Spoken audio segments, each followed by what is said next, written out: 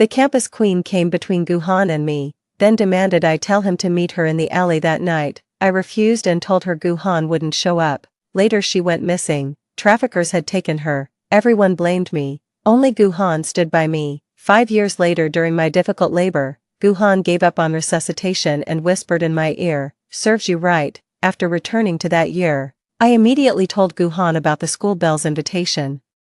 The second semester of senior year was the critical juncture for academic focus. Bai Kaiwei came to find me in classroom 2 of grade 12, Song Jiqing. "Could you give this letter to Guhan for me, and tell him to meet me in the alley behind school after evening self-study?" I sat at my desk in a daze, staring blankly at the pink letter before me. This exact scene had played out countless times in my mind. Could it be? I've been reborn. Just a second ago I was still on the operating table. When the doctor announced my difficult labor and looked helplessly at my husband, Guhan, drenched in sweat from the pain, I could feel my strength draining away. With great effort, I opened my eyes to look at Gu Yen, only to see his chillingly indifferent expression at that moment. He said, "Just save the child." My eyes widened in shock and disbelief, yet I found myself utterly speechless now. Guhan leaned close to my ear, whispering as tenderly as a lover, "Qing, because of you, Kaiwei was kidnapped and remains missing to this day. How dare you live these years in peace? Remember this, you brought this upon yourself, you deserve every bit of it." His eyes burned with terrifying hatred. Little did I know that my usually gentle and tolerant husband had been pining for Bai Kaiwei all along, even choosing this moment to avenge her. He resents me too, for not delivering that love letter in time, for never telling him about Bai Kaiwei's invitation. If only we could start over. Song Jiqing, are you deaf? Bai Kaiwei looked down her nose at me, waving the perfumed letter in her hand with an air of superiority. "What's the matter?" "Too scared to deliver this letter to Guhan, afraid I might steal him away from you." I snapped out of my daze and stared intently at Bai Kaiwei standing before me. I was transported back to that fateful day during senior year when Bai Kaiwei went missing. The day she was abducted, last time.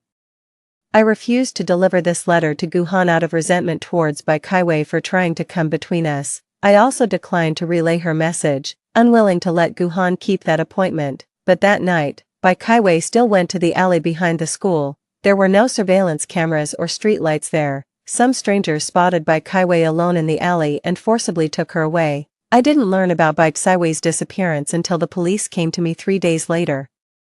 Because of this, I became the scapegoat that both Bai Kaiwei's parents and the entire school blamed. They all believed I was the one who caused her harm. Guhan was the only one who firmly stood by my side, telling me he believed this wasn't my fault. Deeply moved, I married him right after college, but to my shock, Guhan had actually been harboring resentment toward me all along. Closing my eyes briefly, I reopened them with a smile and took the pink envelope. "Sure, I'll give it to him." Bai Kaiwei froze. "You've changed your mind, you'll really give it to him for me?" I nodded solemnly and said, "Don't worry, I'll definitely deliver the letter and tell him you'll be waiting in the alley tonight." She scoffed and looked me up and down. "Seems you know you're too ugly for Guhan. Why not just step aside instead of clinging to him?" "Oh, absolutely, you and Guhan are a match made in heaven. May you live happily ever after." After my stream of flattery, Bai Kaiwei finally looked satisfied. "All right, make sure Guhan comes to see me tonight." After seeing Bai Kaiwei off, I returned to my seat, staring at the classroom that felt both familiar and strange. My heart finally settled before beginning to pound wildly. Did I really get a second chance at life? Was I reborn on this very day that altered the entire course of my destiny? Qing, a familiar voice suddenly reached my ears. I turned around to see an adorable girl with a bob haircut tilting her head at me. I remembered her. She was my deskmate and once my best friend, Gung Lele, too. But after Bai Kaiwei's incident, she joined the chorus of voices condemning me. When my desk was vandalized with ink, when I was locked in the bathroom overnight, when classmates hurled insults and bullied me mercilessly, she requested the teacher to reassign seats. Refusing to sit with a jinx like me, everyone blamed me, saying if only I'd told Guhan, Bai Kaiwei wouldn't have waited in that alley for so long, and the tragedy wouldn't have happened. But Gung Lele was right beside me at that moment. She clearly overheard my conversation with Bai Kaiwei, knew I'd told her Guhan wouldn't show up, and that she shouldn't wait. Qing, what's wrong? Did it upset you that much? Gung Lele reached out to pat my head, but I instantly covered it with both hands. She froze in surprise. Qing. I was bullied by those classmates so often that it became a conditioned reflex. I forced a smile, the corners of my lips twitching slightly. Lele, what's the matter? She leaned in with a gossip-hungry look. Aren't you and Guhan dating? The campus belle's making such a scene trying to steal him, yet you're just handing him over. Aren't you worried about losing your boyfriend? I remembered the look of pure hatred Guhan gave me right before I died in my past life. No doubt he'd already been getting cozy with Bai Kaiwei, I sneered. If he could be stolen that easily, he wasn't worth keeping in the first place. I should actually thank Bai Kaiwei for helping me dodge that bullet. Gung Lele winked and gave me a thumbs up. That's my Qingjie for you, always sharp as a tack. A figure suddenly appeared in the classroom doorway. The boy was tall and handsome, looking exactly like his future self except for the youthful innocence still lingering on his face. He walked straight to my desk and pulled out a carton of want milk from his pocket. Here, I got you what you wanted. I froze, completely at a loss for words. This familiar face before me kept reminding me of the despair and agony from my past life. Guhan's large hand gently ruffled my hair. What's wrong with you? Starvation getting to your head? I took a deep breath. It's nothing, just feeling a bit under the weather. He moved closer with a concerned look. What's wrong? Come on.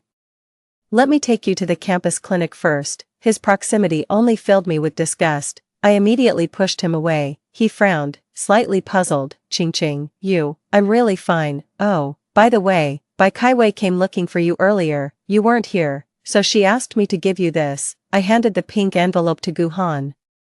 The meaning behind this kind of letter is crystal clear to anyone. Guhan's eyes flickered uncertainly as he cautiously studied my expression, yet still reached out to take it. Bai Kaiwei just loves playing jokes. I'll return this to her. What exactly did she tell you? I smiled faintly. She said she'll wait for you in the alley behind school after evening study session. Guhan gave a faint before offering a feeble explanation. Ching, Bai Kaiwei and we're just friends.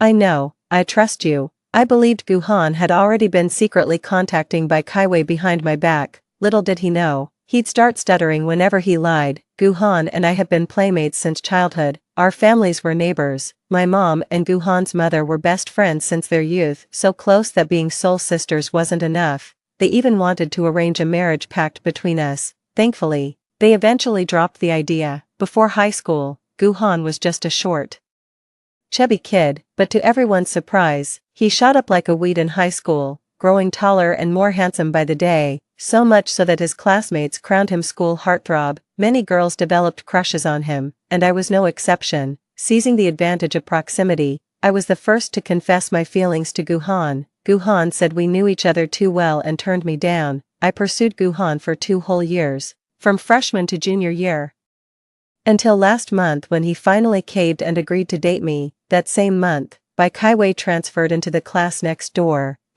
She was stunningly beautiful, came from money, and showed up every day in flawless makeup and fashionable dresses, a world apart from a grubby bookworm like me who lived buried in textbooks. With those looks, Bai Kaiwei naturally became the school's it girl. I never expected Guhan and I to last forever, but I didn't anticipate he'd start cheating just 1 month in.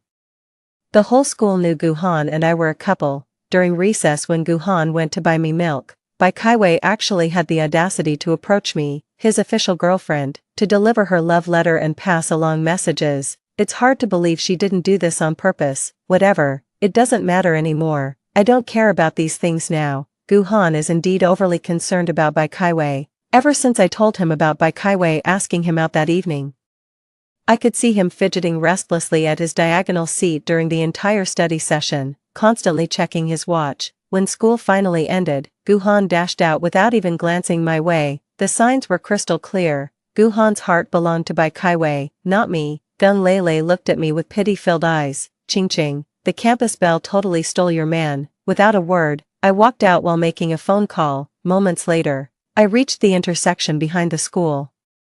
The night had grown late. This was where the last streetlight stood. One turn would lead me into that narrow alley. The alley was unlit and rarely frequented. I leaned against the streetlight, phone in hand, pretending to make a call. Guhan and Bai Kaiwei must already be inside. I idly counted the passing minutes. Moments later, 3 shifty-eyed men approached from a distance. Spotting me, they paused mid-step, their eyes raking over me with obvious scrutiny. My jaw clenched as my heart pounded in my throat, every muscle in my body locking up with terror. Fighting to steady my trembling hands, I yelled into the phone, "Where the hell are you bastards? I've been waiting here for ages. It's right behind the school, almost there, right, hurry up, all the guys are waiting." Seeing them still staring at me, I rolled my eyes dramatically and growled, "What the hell you looking at? Never seen a woman before. Keep staring and I'll have my boys gouge your eyes out, get the hell out of here." They exchanged glances, ignoring my continued cursing, and headed into the dark alley. The moment they left, my legs gave out and I had to lean against the streetlight for support. That was the best acting performance of my life. Before I could catch my breath, a faint scream echoed from the alley. "It's by Kaiwei, of course, how could by Kaiwei, a delicate girl who couldn't hurt a fly, and Guhan, who only played basketball between classes, possibly stand a chance against those vicious criminals?" In my past life, the mountain of accusations crushing me made me believe all the tragedy was my fault, but now the truth proves it. Whether I told Guhan or not wouldn't have changed a thing. The criminals are to blame, not me. It felt like shedding invisible shackles. I suddenly became so much lighter. Just then, a police car pulled up in front of me, and officers rushed out. "Hello there, young one. Are you the one who called the police?" I nodded vigorously. "It's me. They're in this alley, 3 male suspects, possibly armed. Proceed with extreme caution." The officers immediately rushed into the narrow alley. After several gunshots echoed, Guhan and Bai Kaiwei were escorted out under police protection. Both appeared disheveled, with Bai Kaiwei draped in an officer's jacket, her face frozen in terror. I sneered inwardly, finding these two increasingly disgusting. 4. Those 3 men had only been in the alley for less than 30 seconds. They couldn't possibly have done anything to Bai Kaiwei, so their disheveled state clearly meant they'd been sneaking around doing something indecent in there. Seizing the moment while they weren't looking, I turned to slip away. "Hey, student," the officer quickly called out to me. "Hold on, come with us to give a statement first, we'll drive you home afterward." I turned around awkwardly, immediately catching the mix of shock and mortification on Guhan and Bai Kaiwei's faces. Thank goodness I'd prepared an excuse in advance. I'd noticed those 3 men loitering near the alley for weeks. When I overheard Guhan and the other planning to hang out there at night, I got worried and called the police. "You did great, kid," the officer nodded approvingly. "What's your name and which class are you in?" I told him the truth. "Let me take you home first, it's almost 11 o'clock. The officer never mentioned the 3 dead men, let alone what had happened in that alley, but I actually knew this in my previous life. The 3 men were brothers from a village in the neighboring city. After a dispute with their neighbors, they murdered all 5 family members and fled here. Penniless, they resorted to desperate measures. Spotting the beautiful Bai Kaiwei in an alley, they kidnapped and sold her for a high price. This information was extracted from their confessions after police finally apprehended them following a 3-year manhunt. But who exactly she was sold to, or where Bai Kaiwei disappeared, these men knew absolutely nothing. They only mentioned the buyer wore a black mask, and the deal went down in the woods. No useful leads whatsoever. Bai Kaiwei was never found before my death.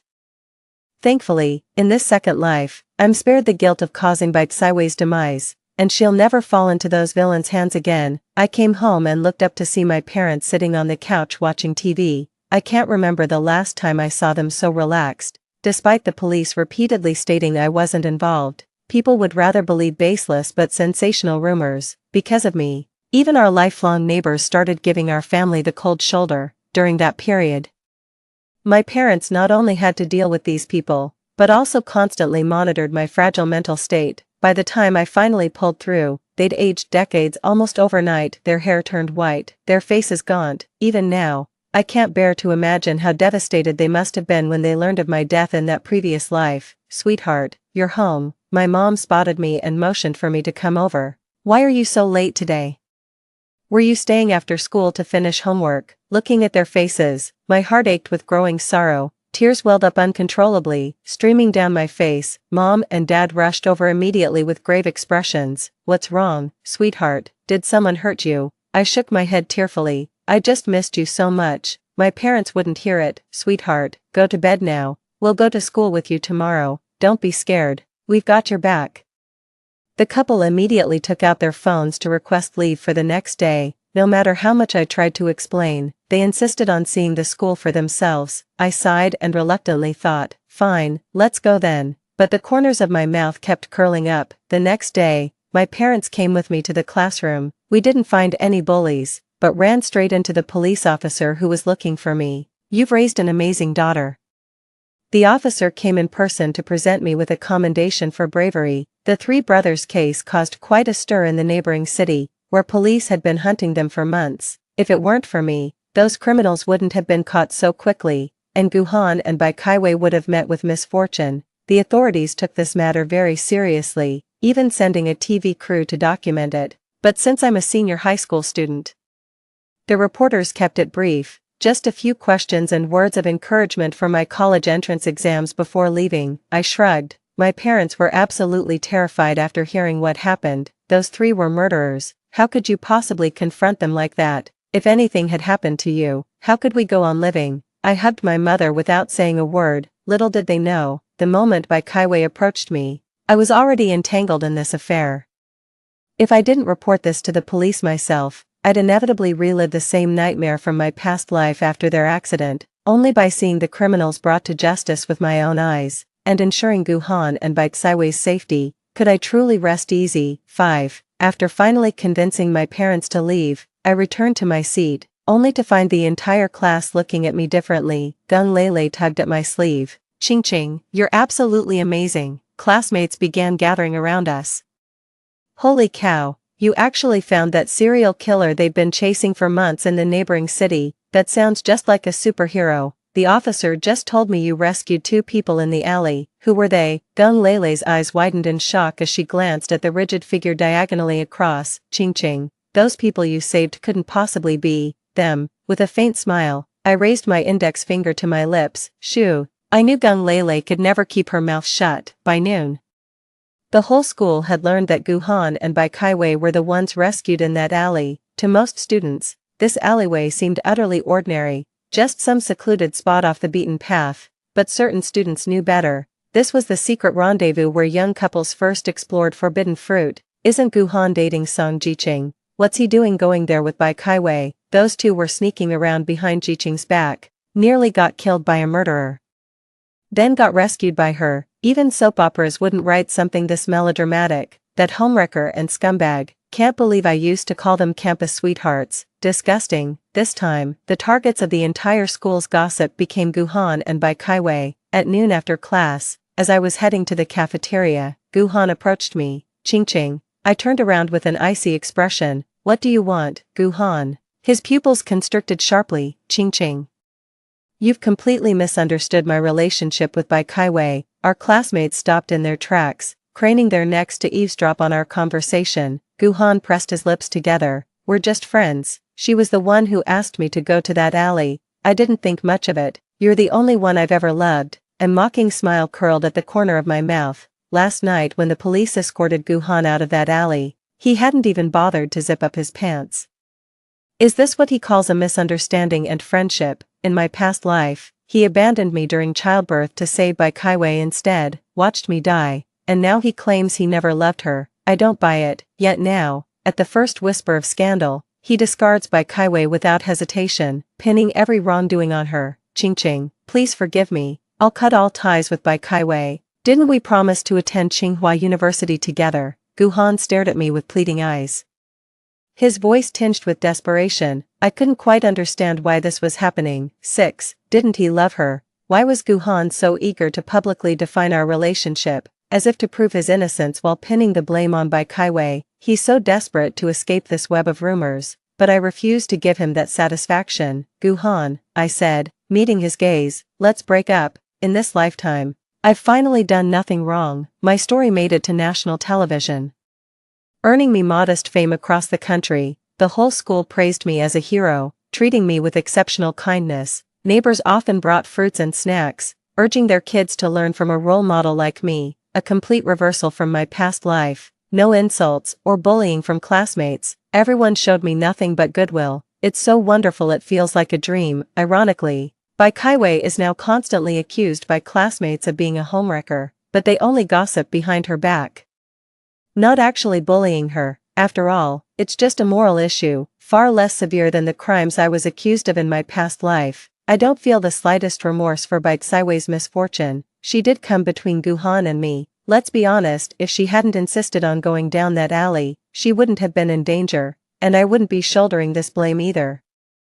Yet she seemed convinced it was all my fault. I was reviewing my lessons when Bai Kaiwei suddenly stormed into the classroom looking for me. Song Jiqing, was it you spreading rumors that I'm a homewrecker? Gone was Bai Kaiwei's usual polished elegance as she screamed at me in disheveled fury. I set down my pen and looked at her calmly. I'm not that petty. Her eyes were bloodshot, glaring at me with unmistakable resentment. Who else could it be? Song Jiqing. This is your revenge for me taking Guhan from you. I shook my head with a wry smile. Have you forgotten? You came to the classroom in front of everyone, demanding I deliver your love letter to Guhan, and right here, you shouted for me to pass along your message, to lure him into that alleyway. What are you implying? Bai Kaiwei's eyes widened suddenly. Are you saying I brought this on myself, didn't you? I looked at her with pity in my eyes. Bai Kaiwei, you chose to be the other woman, you brought this upon yourself. Don't blame others for your situation. The real condemnation should fall on those 3 heartless murderers. It was Bai Kaiwei who chose that alleyway, but the real evil lies with those criminals. But in my past life, it was me who faced far more criticism, both online and offline. People exaggerated and even fabricated rumors, painting me as the villain to put me on trial in the court of public opinion. I lived in such misery and humiliation that I couldn't even explain. I only stopped my boyfriend from meeting her because she was the one who came between us. After all, Bai Kaiwei was the victim. She'd suffered enough. Today, I've freed Bai Kaiwei. She's no longer a victim. The homewrecker label she carries now, she brought that on herself. Facing her, I finally have the conviction to say those words. None of this is my fault. I didn't make her the other woman in my past life. I wasn't the one who sent her down that alley either, yet Bai Kaiwei refused to acknowledge any fault of her own. All she knew was that she'd been publicly shamed, and she desperately needed an outlet for her rage. I'm the perfect candidate for this. Her face contorted as she marched toward me. A hand shot out to stop her. Guhan had somehow moved from his diagonal seat to our spot, his face turned ashen. His gaze toward Bai Kaiwei icy cold. Guhan. Bai Kaiwei glared at him. So even you're taking her side, Guhan said through gritted teeth. Will you stop making a scene? Aren't you embarrassed enough already? 7. He pulled Bai Kaiwei out of the room. After the midterms, Gung Lele told me Guhan and Bai Kaiwei had a complete falling out. They were screaming at each other below the teaching building. Guhan called Bai Kaiwei shameless, accusing her of being a homewrecker who seduced him. Bai fired back, calling him a scumbag who wouldn't own up to his actions. When the test results were handed out, the seat diagonally across from me was already empty. Guhan and Bai Kaiwei transferred to another school. The boy I'd loved for over a decade had left my life earlier in this lifetime. Pretending I'm not sad would be a lie, but what I feel most is actually relief. Before their family moved away, Guhan's mother brought him over to apologize to me. I stepped forward and gave his mom a hug. Auntie, this wasn't your fault. As for Guhan, I'll never forgive him. Guhan had been hanging his head, but at my words, he suddenly looked up with red-rimmed eyes. Who are you putting on this lovesick act for? Guhan, you were the one who accepted my feelings, yet you're also the one who betrayed me. Guhan stared intensely at me. Ching. I'm sorry, I opened the door for him myself. Just leave, let's never see each other again. In my past life, gossip followed me wherever I went. My parents were getting older, and I feared my situation would keep affecting them, so during college, I moved out and lived with Guhan. After graduation, I completely lost the courage to step outside, spending every day confined to Guhan's home. At that time, I couldn't bear to be apart from Guhan, but now I realize my life wouldn't have changed a bit even without Guhan. I truly cherish this peaceful life. In my past life, I had excellent high school grades. If not for that incident that severely affected my mental state, I could have easily gotten into Tsinghua or Peking University. Unfortunately, I only barely made it into a second-tier public university in the end. If I could do it all over again, I'd make sure to fulfill that unachieved dream of mine. I'm completely immersed in studying every single day. Having been out of high school for so long, it's taken me considerable effort to relearn all this material. My recent exam results haven't been up to par. Thankfully, I'm pretty sharp and picked things up quickly. It wasn't until after the college entrance exams that I learned Guhan and Bai Kaiwei had transferred to the same high school and officially became a couple. When she broke the news, Gung Lele kept stealing glances at me, as if worried I'd be upset. I just shrugged it off with a casual smile. They make a good couple, Ching Ching. How can you not be angry? Bai Kaiwei was the one who came between you two back then. Why do they get to be happily together now? I never knew Gung Lele could be this indignant. I just want to live my own life well, who they're with or what they're doing, I don't want to know. 8. From now on, my life belongs solely to me. I can't even bear to hear the names of those two who caused me so much suffering in my past life. It wasn't until 5 years later that I heard Gu Han's name again. After graduating from Tsinghua University, I spent 2 years studying abroad. The moment I returned home, my friends booked a private room to throw me a welcome party. These are all friends I made during my college years, apart from our class monitor who got into Tsinghua/Beta with me. I pretty much lost touch with my high school classmates, though I fully understand the differences between these two lives. I can never forgive the bullying I endured from my classmates in my previous existence. I won't seek revenge against them, but I can't just pretend those things never happened. My high school classmates invited me to reunions several times, but I always dodged them with excuses about being busy. Gradually, they stopped inviting me altogether. The class monitor was among those at this welcome party. He was sitting on the outermost edge, ostracized from the crowd. Post-college social circles are actually the most hierarchical. If you've got the skills, competence, and status, you'll naturally be at the center of the circle.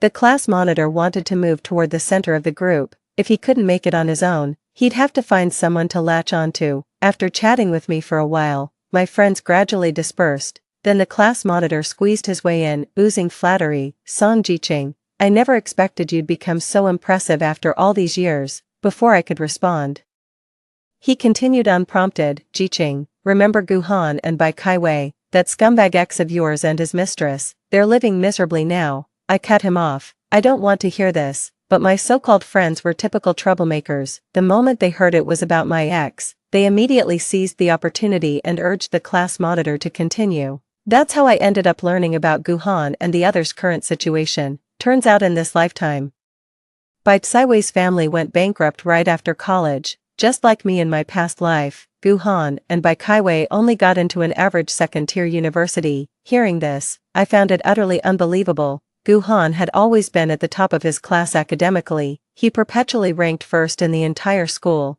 No matter how hard I tried as the perpetual runner-up, I could never surpass him. When he wanted to transfer schools years ago, both his homeroom teacher and the grade director tried persuading him multiple times. They couldn't bear to lose their almost guaranteed citywide top scorer. 9. When I saw he wasn't this year's local Gaokao champion, I thought he'd merely been slightly affected. Never imagined he'd end up at some mediocre second-tier university. But this is Gu Han we're talking about. In his previous life, he scored 710 to become the provincial champion, with elite universities fighting to recruit him. He enrolled in the finance program at Tsinghua Peking University, excelling so remarkably that he became a campus legend even among such elite peers. His outstanding performance as a junior even caught the attention of industry titans. With funding from the magnate, Gu Han launched his startup with like-minded partners, turning their venture into $1 million business within just 2 years. Even at a different university, I constantly heard classmates raving about Gu Han's achievements. I've looked up to him my entire life. Even if I had another chance, though I didn't see him at Tsinghua or Peking University, I'd still assume he was out there writing his own legend. But then our class monitor told me Gu Han went to a second-tier college, ended up as a low-level clerk in some small company, and drifted through years without any achievements. It's like hearing someone claim Jack Ma never founded Alibaba but spent his whole life as a schoolteacher. The sheer disillusionment and shock left me rooted to the spot, utterly dumbfounded. The class monitor continued his animated storytelling. Han Gu and Kaiwei Bai have been on again off again these past few years. Kaiwei's been completely dependent on Han's support since her family went bankrupt and cut her off. That spoiled rich girl never learned financial responsibility. They say she constantly fought with Han over money. Then what happened? Well, according to my high school friend Lele Gung, Kaiwei secretly used Han's savings for cosmetic procedures. When Han found out, he dumped her on the spot. The friends couldn't help but burst into applause. Serves him right. Thank goodness Jiqing dumped that scumbag. Just steps out of the private room, she bumped straight into someone. Sorry, the deep voice from across sounded all too familiar. I looked up and there he was, just as I'd thought. Gu Han. The waiter's uniform did nothing to diminish his striking good looks. 5 years had passed, yet apart from looking more mature, he seemed virtually unchanged. He froze the moment he saw me, Ching-Ching, seeing me stop in my tracks. My friends immediately urged me on. What's wrong, Ji-Ching? Weren't we supposed to grab drinks? The class monitor quickly held everyone back. No worries, Ji-Ching, you guys chat. We'll head to the venue first, take your time. No rush, I sighed and turned to leave. Gu-Han suddenly grabbed my wrist. Ching-Ching, can we talk? His pleading eyes met mine. Just a few minutes, I won't keep you long. I agreed and followed him to the corner. What did you want to talk about? Gu-Han lowered his head, gazing at me intently. I'm working part-time at this shop. How about you? Have you been doing all right these years? Not bad. Well, as long as you're doing fine. 10, anything else? If not, I'll take my leave. Ching-Ching. He suddenly pulled me into an embrace.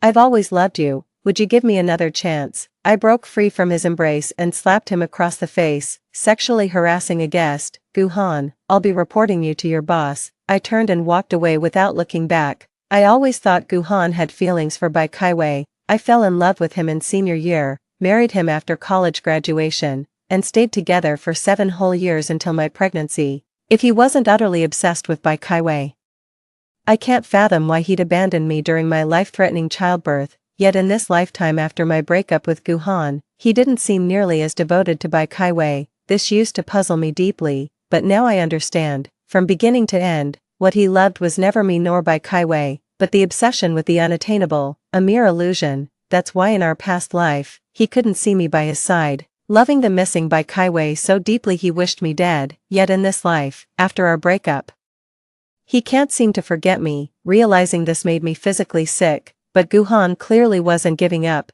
He somehow got hold of my new WeChat ID and sent a friend request. His first message was, "Long time no see. I'll prove how much I truly love you." I immediately blocked and deleted him. A few days later, my mentor recommended me for a managerial position at a company in City B. On my first day, while waiting for the elevator downstairs, I suddenly heard someone call my name from behind. Ching-Ching, I can't believe you work here too. Frowning deeply, I turned around to find Gu-Han standing there with delighted surprise, his eyes fixed on me. You came here because, I shot him down without mercy. Don't flatter yourself. Had I known you'd be here, I wouldn't have come. This company is one of the top-tier corporations in City B. My professor recommended me precisely because he recognized my capabilities. I won't betray my professor's trust over someone as insignificant as Gu-Han. So I can't quit my job. But Gu-Han became increasingly bold in pursuing me, ignoring even warnings from management. He started sending roses to my office every single day. Driven to my wit's end, I finally re-added him on WeChat. Gu-Han, Ching-Ching, you're finally willing to talk to me. Me, Gu-Han, I already have a boyfriend. Gu-Han didn't believe I was in a relationship. I'd never mentioned having a boyfriend to anyone in my social circle. He thought it was just an excuse to reject him. So he doubled down on trying to win me over with persistence. The more I reject him, the more obsessed he becomes. I can tell he's not pursuing someone with independent thoughts and feelings, but chasing after his unfulfilled past desires, what he could never obtain. He's treating it like a challenge, an adventure, as if it's a game to beat, and I'm the final boss level. Lately, I've been rushing off work every day, terrified of running into Gu-Han if I'm late. His so-called pursuit has worn me out. As I stepped out of the office, a tall figure caught my eye. It was already autumn, and the slender yet upright figure in a trench coat stood out in the crowd. My eyes lit up as I threw myself into his arms. Pei Yang, what are you doing here? Pei Yang smiled tenderly and pulled me into his embrace. Your mother told me your first love is trying to steal you away from me. I had to rush back to stake my claim. My mom, I frowned. Gu-Han actually went as far as bothering my mother to pursue me. Pei Yang noticed my mood and gently patted my head. Alright, let's not dwell on irrelevant people. Let's head home, your parents are already waiting for us. He grabbed my hand and started pulling me toward the parking lot. Ching-Ching. Gu-Han stood behind us, clutching a huge bouquet of roses with a wounded expression. 11, he demanded loudly. Who is he? I showed him our intertwined hands, mine and Pei Yang's. Let me make it official. This is my boyfriend, Pei Yang. Gu-Han clenched his teeth, shaking his head in denial. I don't believe it. He's just some actor you hired to fool me, isn't he? Just as I was about to say more, Pei Yang suddenly pulled me close by the waist and pressed his lips against mine. Stay away from my girlfriend. Pei-yang took me home. My parents had dinner ready and waiting. When they saw Pei-yang, their eyes nearly disappeared from smiling so hard. Pei-yang, please have a seat. We really appreciate you looking after Qingqing overseas. So when are you two planning to tie the knot? Have you picked a date yet? Pei-yang turned to me with a helpless look, making me chuckle before I shrugged in resignation. My parents are quite fond of Pei-yang. 2 years ago, I chose to study abroad alone despite my family's objections. I went ahead stubbornly, only to get lost the moment I arrived overseas. The navigation apps there were useless, leaving me with just paper maps. But my terrible sense of direction made things worse. The more I followed the map, the more lost I became. That was when Pei-yang came into the picture. Honestly, without him, my study abroad journey wouldn't have gone so smoothly. Soon enough, Pei-yang and I became a couple.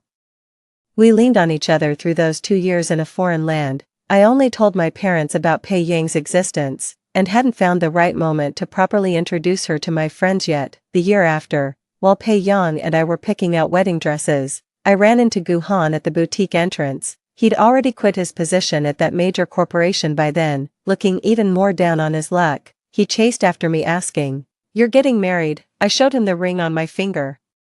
"Right, I won't be sending you an invitation then." His eyes turned dull. "Qingqing, just call me by my name." I glanced at Guhan. "We're not that close." He gave a self-deprecating chuckle. "Qing, Song Jiqing, I wish you happiness in your marriage." After the half-hearted remark, I turned to leave. He suddenly said, "I had a dream the other day. In that dream, you and I got married." I stopped in my tracks and gave him a cold stare. "What are you trying to say?" Guhan turned his face away. "I wanted to say, the me in that dream truly loved you, just a dream." Without changing expression, I ignored Guhan behind me and pushed open the bridal shop door. Inside the door, Pei-yang opened his arms to me. Story 2, after my cousin's death, the husband's hair turned white overnight. He dashed back to the countryside like a madman. He dug up the grave in public, kissed his cousin's rotting corpse, and wailed in anguish. "Why did you insist on taking the Peking University entrance exam with me all those years ago? If it weren't for this, my family wouldn't have forced me to marry you. Nuanyang wouldn't have ended up with that crippled monster either. We wouldn't have been separated for over 20 years. I can't stand my husband's baseless accusations and erratic behavior." She bluntly asked for a divorce. "Yet my husband still murdered me in my sleep without justification. Nuanyang is dead. We, the ones truly responsible, deserve to die. In our next life, I swear I'll never abandon her for career prospects and choose you again." The next moment I opened my eyes. Drums thundered and firecrackers roared. It was the day Peking University's admission letter arrived in our village. I saw my 18-year-old husband being swarmed by the crowd, while my timid cousin peeked from the sidelines. "Stride forward, Lu Mai. If you leave for Peking University, what will happen to my cousin Zhou Nuanyang?" "1. Nuani, are you telling the truth?" the aunt asked with a shocked expression. Under the watchful eyes of the entire village, I pointed out Lu Mai and Zhou Nuanyang one by one. "Auntie, the people involved are right here. Why ask me when you should be questioning them?" Both Lu Mai and Zhou Nuanyang were barely 18 or 19 at the time. The young man was as handsome as a slender silver birch. The woman was as delicate as a dewy hibiscus. Their striking appearance stood out vividly among the plainly dressed villagers. They were so perfectly matched that anyone could see they were made for each other. In their past lives, they loved each other desperately yet pretended to be strangers, deceiving me for years. Since they're in love, can't I just let them be together in this lifetime? Unexpectedly, Lu Mai's face darkened as he spoke with grave seriousness. "Zhonwani, what exactly are you trying to achieve by fabricating baseless rumors and tarnishing your cousin's reputation?" These words left the villagers both bewildered and astonished. Zhou Nuanyang's face instantly paled, her expression crestfallen and dejected. Noticing this, I deliberately raised my voice. "Lu Mai, you and Nuanyang have been together for so long. Wouldn't this joyous occasion be perfect to make it official?" The aunt's eyes gleamed shrewdly as she shook Zhou Nuanyang's arm beside her. "Darling, when did you start dating Lu Mai? With him getting into Peking University, our family's fortunes are about to change for the better." Zhou Nuanyang looked up at Lu Mai with longing in her eyes. Seeing Lu Mai frown and press his lips together, she could only muster a feeble rebuttal. "Mom, that's completely unfounded. I'm not with Lu Mai at all." Auntie's lips parted slightly as her face fell instantly. "The crowd began to accuse me, Zhonwani. You're the village college graduate, why would you spread baseless rumors about your cousin and Lu Mai?" How could someone educated be so malicious, deliberately ruining her own cousin's reputation? I don't think so. Could this be a misunderstanding? Amidst the buzzing crowd, I laid out the evidence point by point. Don't doubt me, folks. There's a tree in the marsh reed beds by the village entrance with Lu Mai and Zhou Nuanyang's names carved on it. And that heart-shaped stone pendant Nuanyang wears around her neck, didn't Lu Mai pick it from those very marshes and gift it to her? Lu Mai, stop hiding it. That handkerchief in your pocket was clearly stitched together by Nuanyang from fabric scraps at the textile mill, wasn't it? Xiao Liuzi beside Lu Mai swiftly reached into his pocket. Sure enough, he pulled out a handkerchief embroidered with the character Yang. As for Zhou Nuanyang's heart-shaped stone pendant, too many people have seen it with their own eyes. Hiding it is pointless. A few kids in the crowd of villagers burst out laughing too. We've actually seen carvings on trees when playing in the tidal flats. One was the character Lu, the other Yang. Don't believe us? We'll show you. Got it? Every dating spot and love token got thoroughly exposed. Lu Mai and Zhou Nuanyang had no defense left. The aunt burst into happy tears. Nuanyang, why so shy? This is absolutely wonderful news. Your late father must be watching over you from heaven. How else could our son-in-law get into Peking University, the finest in the land? With that, she seized Lu Mai's arm. Come along, son-in-law, let's go home and discuss the wedding arrangements with your parents. Zhou Nuanyang looked deathly pale, while Lu Mai appeared stiff and uncomfortable. These two people in love looked as if they were being forced to accept their own relationship. How absurd, too, in my past life.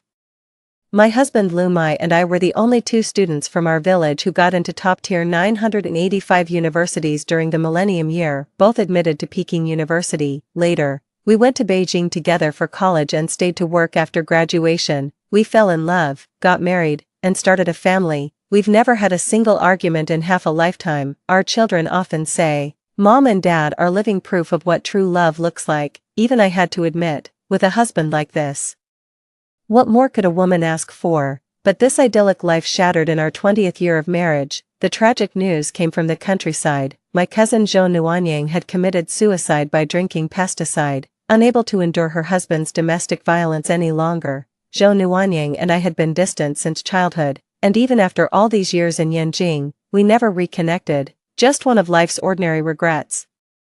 But when my husband came home from work and accidentally saw the funeral notice, he froze as if struck by lightning. He locked himself in the study all night. When he emerged, his jet-black hair had turned completely white. The kids and I were completely stunned, but Lu Mai clamped down on my wrist like a vice. Come on, we're going back to the countryside together to apologize to Nuanyang. It wasn't until we returned to the countryside that I understood what those words truly meant. Lu Mai vanished the moment he stepped off the long-distance bus. When I finally tracked him down after an exhausting search, he was in the middle of nowhere, having dug up his cousin's grave and smashed open the coffin lid with a rock, cradling his long-deceased, rotting cousin in his arms. He wailed hysterically while kissing her decomposing lips. The corpse was so badly decomposed that the lips couldn't withstand the pressure. They just peeled right off. My stomach churned violently as I doubled over, retching uncontrollably. Lu Mai, drenched in putrid corpse fluids and gory debris, advanced toward me with bloodshot eyes. Half a corpse's flaking lip still clung to his mouth. He roared at me like a deranged madman. Why did you insist on applying to Yanda University with me back then? If it weren't for that, my family wouldn't have forced me to marry you. Nuanyang wouldn't have ended up married to that crippled monster. We wouldn't have been separated for over 20 years. As the nauseating stench of decay drew near, I didn't hesitate another second. I bolted straight for the village. 3. It only became clear to me later. My husband and his cousin had secretly been in love during their youth. But when Lu Mai had to leave for Peking University, they were forced into a long-distance relationship. Over their 4 college years, Lu Mai gradually drifted apart from Zhou Nuanyang, feeling time slipping away. Zhou Nuanyang eventually married Li Hui, who had been left disabled and disfigured in a traffic accident. Under his family's arrangement, Lu Mai chose to marry me, someone from his same social circle. Only 20 years later, when Zhou Nuanyang passed away, did Lu Mai suddenly feel his heart shatter with overwhelming regret. Though Lu Mai had regrets, he shamelessly pinned the blame on me instead. In the following days, Lu Mai's hysterical rumor-mongering twisted the village's public opinion in bizarre directions. Relatives and friends all pointed fingers in accusation. Ugh, hell hath no fury like a woman scorned. How could you kill your own cousin Zhou Nuanyang just to keep Lu Mai for yourself? I tried reasoning with them. Didn't Lu Mai break up with Zhou Nuanyang on his own? Wasn't it Zhou Nuanyang's own choice to marry someone else? How much do any of us really know about their relationship?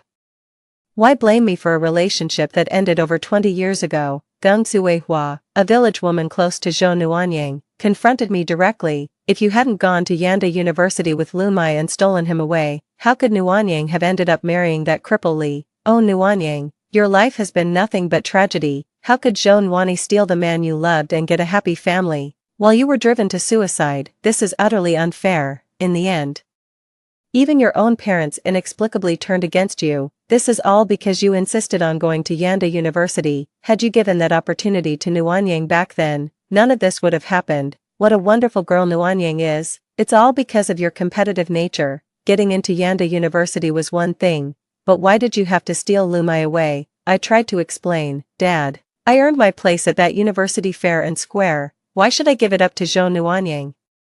She can't even recognize the English alphabet. How could she possibly graduate if I handed it to her? Mom, when Lu Mai and I were discussing marriage, did he and Zhou Nuanyang lose their tongues? If they'd spoken up just once, I wouldn't have spent half my life as someone's half-baked consolation prize. But my parents cared more about their reputation in the village, constantly blaming and berating me. Life in the village became unbearable, and my disappointment with Lu Mai reached its peak. I finally asked him for a divorce. Little did I know, my last night in the village, a shadowy figure pressed a pillow over my face. Nuanyang is dead. We, the ones responsible, deserve to die. In the next life, I swear I won't abandon her for my future and choose you. Next time around, don't you dare stand in my way. What a pity. I don't know why I was reborn, but it seems I can't avoid seeing them forever. Since I've been given a second chance, I'm curious to see just how steadfast Lu Mai's love for Zhou Nuanyang can be without me in the picture. 4. Seizing the moment while Lu Mai and Zhou Nuanyang stood there dumbfounded, jostled by the beaming aunt and villagers eager for drama, we were herded toward the Lu household. I immediately rushed home and drafted a whistleblower letter. The next day, under the pretense of thanking my mentor, I returned to school, actually planning to mail it at the county seat. Midway, the hot-headed Lu Mai stopped me in my tracks. Zhou Nuanyang, when exactly did you find out about us? After Zhou Nuanyang's death, Lu Mai not only exhumed the grave but also haunted the village like a restless ghost, revisiting old haunts daily. One by one, long-buried secrets came to light. How could I not know? Right now, I couldn't be bothered to waste words on Lu Mai. Even a dog knows not to block the road. How shameless can you be, manhandling your future sister-in-law in public? Lu Mai blurted out without thinking. What sister-in-law? There's nothing between me and Zhou Nuanyang. If anything, who gave you the right to meddle and force me together with your cousin? I shot Lu Mai a bewildered look. Wasn't he head over heels for Zhou Nuanyang? How could you say such a thing? Lu Mai is clearly restless and agitated now. Unable to conceal even the slightest thought, I deliberately spoke with righteous indignation. And here's my cousin Nuanyang risking her job to steal premium fabric from the textile mill just to make you a shirt. How can you claim nothing's going on when you're still wearing clothes she personally tailored for you? A flicker of realization crossed Lu Mai's angry gaze. You even know about that? I arched an eyebrow. What else? Our families may have drifted apart over the years, but blood runs thicker than water. My cousin's household may have lost its man, but if you think you can play the modern-day chin shimmy, remember the Zhou family still stands. Lu Mai was not just shocked, he was downright furious. He assumed Zhou Nuanyang was a sieve who'd leaked everything to me. Once the seed of suspicion is planted, all you need to do is wait for it to take root. Sooner or later, it'll bear unexpected fruit. I took the chance to step on his foot. Get lost. If you dare speak to me in that accusatory tone again, I'll tell Aunt Ichu who objects to this marriage. Let's see how your family handles her tantrums then. With that, they stormed off. 5. After mailing the letter at the county office, to make the act convincing, I actually went back to my alma mater. The school remained as dilapidated as I remembered, worn down by years of neglect. Moss covered the steps, and vines wrapped around the squat teaching building. My beloved teacher was both thrilled and delighted to see me. This marks the dawn of the new century, and what a surprise, our students have achieved record-breaking admission rates to top-tier universities. Zhou Nuanyang, you've outdone yourself with that stellar acceptance to Peking University. I nodded with a smile. Getting into Peking University truly ranks among the brightest moments of my life. reflecting on my 20-year marriage in the previous life. I wasn't perpetually shackled by domestic drudgery. I've achieved remarkable success in my career. I'm also blessed with 2 brilliant children. Before Lumai murdered me in his deranged state, my eldest son had already been admitted to a prestigious 985 university in Beijing, and my daughter was preparing for her college entrance exams. They both had exceptionally bright futures ahead of them. My research is on the verge of a major experimental breakthrough. Yet Lumai single-handedly destroyed it all. My oblivious mentor unwittingly praised Lumai in front of me. Lumai is an exceptionally bright young man. You two topped this year's exams and both got into universities in Beijing. My heart gave a faint tremble. All the richness and brilliance of Lumai's life began with that single step he took into Yanjing. Since I've been reborn, merely tying him to Zhou Nuanying isn't nearly enough, since he's destroyed my life.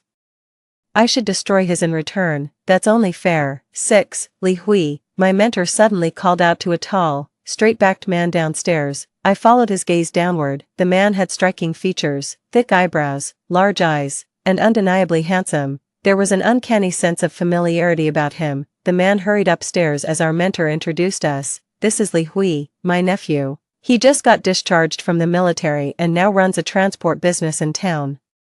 And Zhou Nuanying, our school's rare talent who made it to Peking University this year. I looked at Li Hui in surprise. The profession and background match perfectly. Isn't he the man Zhou Nuanying married in her past life? After Zhou Nuanying's death, I occasionally crossed paths with this man from a distance in the village. Back then, he walked with a limp and bore extensive burn scars on his face. Not a trace of his former handsome features remained.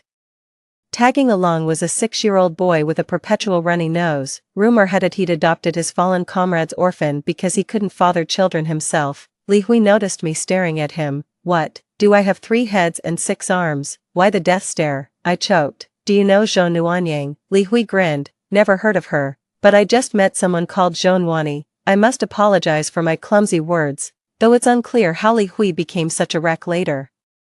But now that Zhou Nuanying and Lumai's relationship is exposed, she probably won't marry Li Hui after all. When bidding farewell to my mentor actually wanted Li Hui to give me a ride, worried that an early encounter between Li Hui and Zhou Nuanying might disrupt my plans. I politely declined. 7. I didn't get home until dinner time. My father sat stiffly at the dining table, his face dark with suppressed anger. She couldn't really yell at me since I'd just gotten into Peking University. Mom jabbed her finger against my forehead. You know the rule, see through but don't speak up. Look at the mess you've caused. Turns out, just as expected, chaos erupted when Aunt brought a crowd to the Liu household yesterday. Aunt wanted Lumai and Zhou Nuanying to get engaged before he leaves for Peking University. The Liu family absolutely lost it upon hearing this. Lumai's college admission was nothing short of a miraculous blessing for the Liu ancestors. How could they possibly agree to let their son marry some unrefined village girl who lost her father before he even went to college? The Lius accused Zhou Nuanying of shamelessly seducing their college-educated son. The aunt, widowed young, had a fiery temperament. She immediately retorted that Lumai was no college student when he took advantage of an innocent maiden. How could you turn your back on old friends the moment you got power? After all that yelling, we still couldn't reach any conclusion. So we just called it quits. My aunt came to our house first thing this morning. She begged my father, the village chief, to step in and settle the matter. I feigned shock and said, no wonder Lumai came to confront me first thing in the morning, blaming me for forcing him together with Zhou Nuanying. So the Lius had already planned to take advantage of my cousin without taking any responsibility. My father viewed Lumai, who got into Peking University, through rose-tinted glasses of academic excellence. Don't talk nonsense. Someone who got into Peking University like Lumai would never do such things. I'm fanning the flames. Dad, the college entrance exam only filters IQ, not character. If he's so focused on getting into college, why would he provoke Zhou Nuanying for no reason? If he truly liked Zhou Nuanying, why did he insist on applying to Peking University for his college entrance exam?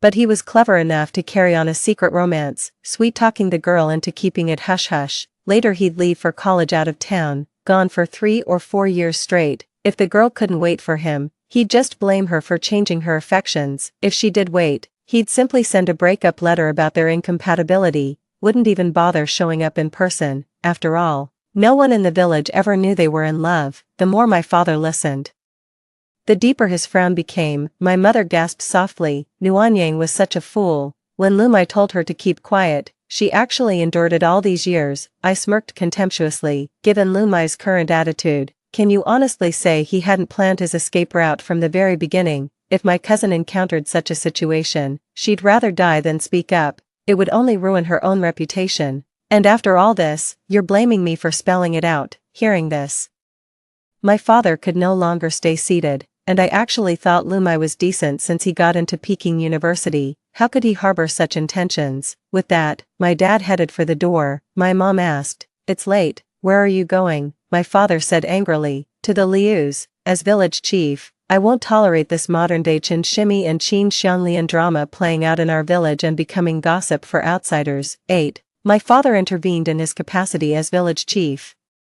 After several rounds of mediation, the Lu family finally relented. They'd have Lumai get engaged to Zhou Nuanyang before he left for college. In rural areas, early marriages were common. Holding wedding banquets before obtaining marriage certificates happened all the time. To the Lius, this engagement was just a way to silence the village gossips, and clearly understood the risk of backing out. So under the pretense of engagement, she demanded 30,000 from the Lu family. Back in 2000. 30 grand was a small fortune in our village. The Lius and aunt ended up brawling over that money again. The parents from both families were arguing at the Lu household. The young couple also ran outside the village to quarrel. Lumai confronted her. "I already agreed to get engaged to you. Why are you still forcing my family to come up with 30,000 yuan? But my mom said, "Now that you've gotten into Peking University, 30,000 yuan will be nothing to you."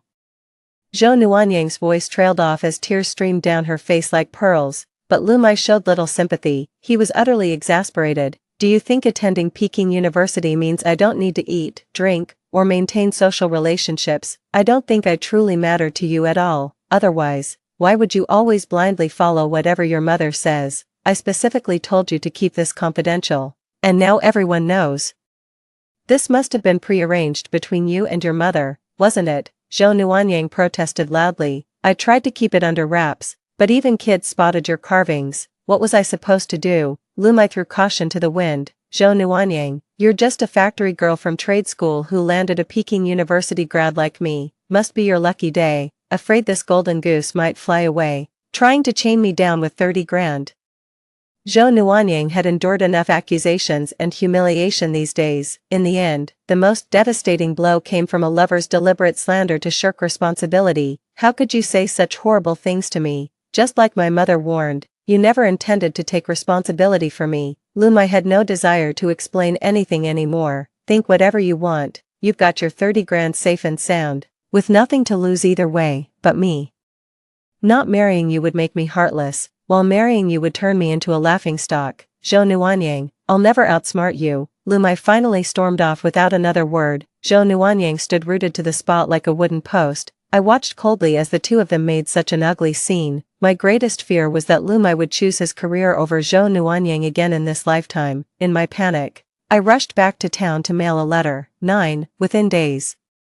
The village loudspeaker Gun Tsuehua was shouting through the streets, "Trouble, Lumai and Nuanyang are fighting on the mud flats. Nuanyang's been pushed into the river by Lumai." Hearing this, crowds of villagers rushed toward the tidal flats, and what they saw was, Nuanyang lay drenched on the riverbank as a tall, handsome driver knelt to perform CPR on her. The TV crew vehicle I'd requested via county letter happened to be crossing the tidal flats just then.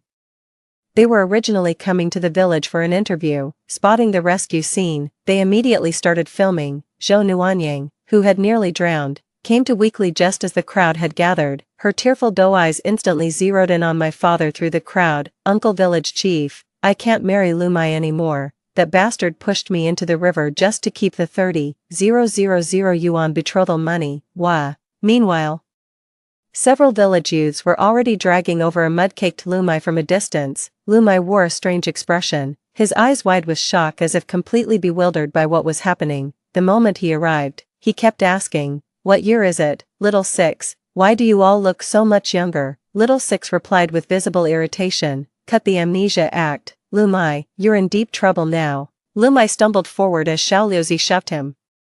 Only then did he spot Zhou Nuanyang's disheveled figure on the ground. he exclaimed in surprise. Nuanyang, you're alive. Zhou Nuanyang's body trembled uncontrollably. She immediately hid behind the driver who had given her CPR. Lu Mai, stay away. I won't marry you anymore. I never want to see you again. Lu Mai stood frozen, his face ashen like he'd been struck by lightning. From my vantage point on the elevated roadside, I finally got a clear look at the rescuing driver's face. It was none other than Li Hui. 10. Fate will always bring destined people together. The one who shouldn't have returned did. How amusing. I'd only meant to write to the TV station's relationship mediation show, inviting them to our village for an interview.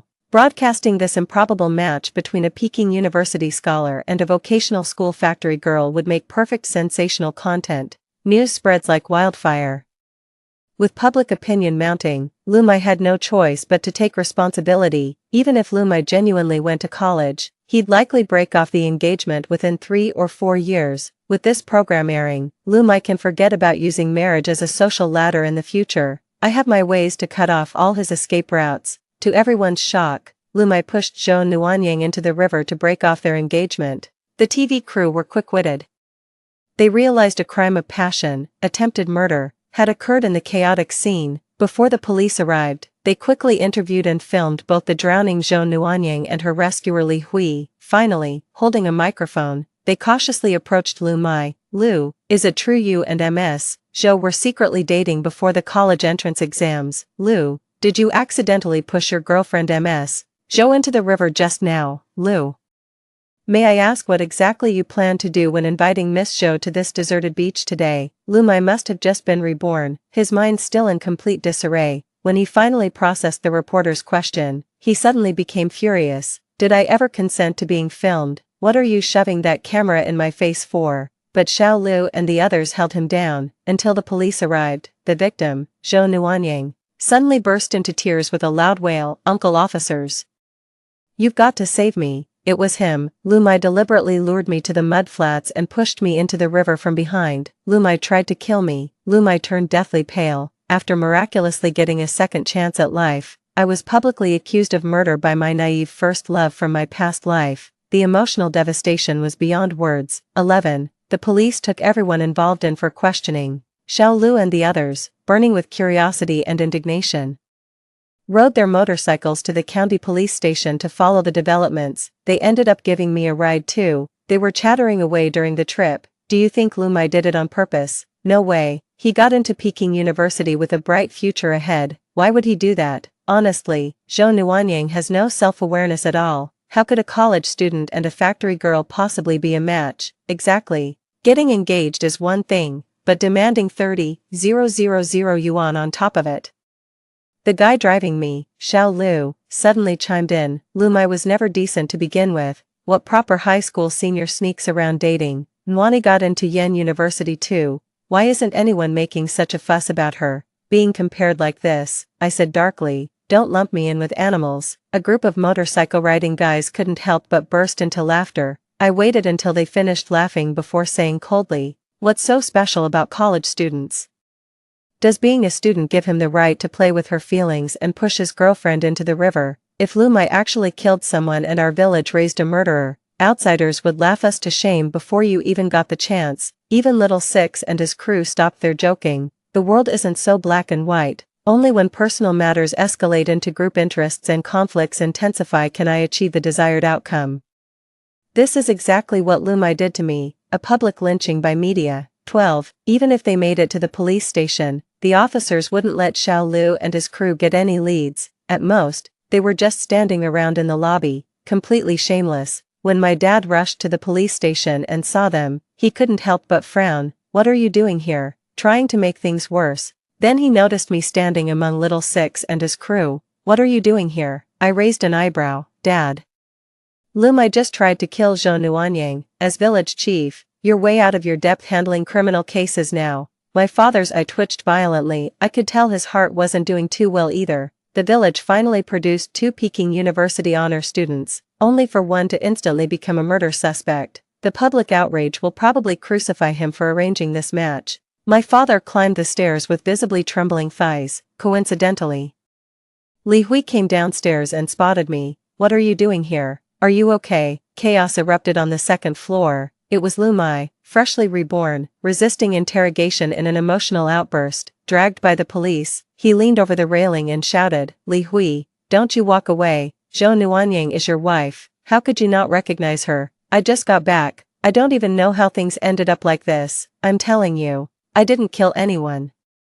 Then Lu Mai's gaze fell upon me, standing unharmed on the first floor, looking up. "Nuani," the terror in Lu Mai's eyes was undeniably real. "Nuani, you're still alive, you and Li Hui, why are you together?" Neither Li Hui nor I answered him, we just stood there, watching helplessly as the police dragged him back to the interrogation room. My father froze mid-step on the staircase, caught in agonizing indecision. He kept muttering to himself, "Is this guy out of his mind?" 13. Li Hui happened to pass by and rescued them. The police took his statement and let him go. I treated the starving man to a meal at the noodle shop. Li Hui and the guys around me like Xiao Lu were all curious about what happened, so I gave them a quick rundown. When I drove up to the tidal flats, I saw a girl thrashing in the water screaming for help. I pulled over and jumped in just to save her. How was I supposed to know anything about premeditated murder? Just as I pulled that girl ashore, someone started shouting from a distance about people being pushed into the river. That van full of TV reporters appeared out of nowhere again. Tell me, how can there be so many coincidences? I couldn't help but ask, "Is this your first time meeting Zhou Nuanying?" Li Hui stared at me intently. "Why does everyone assume I should know Zhou Nuanying? Are you suggesting Zhou Nuanying and I conspired together?" Little Lu blurted out. "That's impossible." All eyes turned to Little Lu. Little Lu explained, if Zhou Nuanying really set this up, her goal would have been to secure Lu Mai's hand in marriage, not nearly drown herself. Now Lu Mai and Zhou Nuanying are bound to become enemies. Tell me, if Zhou Nuanying set this trap, what exactly was she after? What was she after? Among all the bystanders, only I had lived 2 lifetimes, and shared the same gender. I think I've figured out what Zhou Nuanying was really after. Finally, Li Hui gave us a resigned smile. I just happened to be passing by and did what anyone would do. As for the truth, that's for the police to figure out. Then he asked, "By the way, that lunatic Lu, what's his name? He couldn't be the other top student from your village who got into Peking University, could he?" Xiao Liuzi and the others forced awkward yet polite smiles. Now the whole village had become laughingstocks to outsiders. 14. The TV crew that happened to be at the marshland worked overnight to produce a special report, which aired during prime time on local television. The program meticulously reconstructed the incident's timeline. That day, Zhou Nuanying was the one who first asked Lu Mai out to the tidal flat for their date. She mainly wanted to clarify the matter about the 30,000 yuan and their engagement, but then, Lu Mai had some inexplicable impulse. Seizing the moment when Zhou was admiring the view by the shore, he suddenly approached and embraced her from behind. He sneered, "Want that 30 grand so badly? Let me burn some for you in the afterlife." Then he shoved Zhou Nuanying into the rushing tidal currents. Zhou Nuanying knew how to swim, but the marsh waters beneath were choked with thick aquatic weeds. Zhou Nuanying drowned because his feet got tangled in the water weeds. After pushing someone into the water, Lu Mai heard the cries for help but walked away without looking back. Had it not been for truck driver Li Hui passing by, Zhou Nuanying would likely have died underwater. Going through this ordeal changed everything between them. Zhou Nuanying insisted that Lu Mai deliberately tried to drown her, yet Lu Mai was behaving like a complete lunatic. He kept rambling nonsense, constantly mixing up people's backgrounds and relationships. By his own admission, he'd killed someone, but claimed it wasn't intentional. The victim was his wife, but not Zhou Nuanying. "It was me, Zhou Nuani." The desperate Lu family immediately requested a psychiatric evaluation. The diagnosis confirmed Lu Mai indeed suffered from persecutory delusions. The case ultimately ended in a settlement. Zhou Nuanying received 30,000 yuan in compensation, and after getting the money, she moved out of the village with her aunt. Lu Mai was transferred from detention to a psychiatric hospital. Peking University would never admit a potential criminal with a history of mental illness. I became the only top student from our village to enter Peking University at the turn of the millennium. In this lifetime, Lu Mai gained neither career prospects nor love. Instead, he was utterly disgraced and became a complete madman. 15. The moment the program aired, it caused a local sensation. Outraged crowds stormed the Lu family's doorstep in the village, pelting rotten eggs and spoiled vegetables, even smashing several windows. The villagers were hurling all sorts of curses. My father sighed heavily, his hair graying from worry. How could the TV station air this program without any warning? The Liu family finally produced a Peking University graduate, and now this, sigh, I asked. Dad. The Liu family finally produced a suspect. What's the point of blaming the TV station?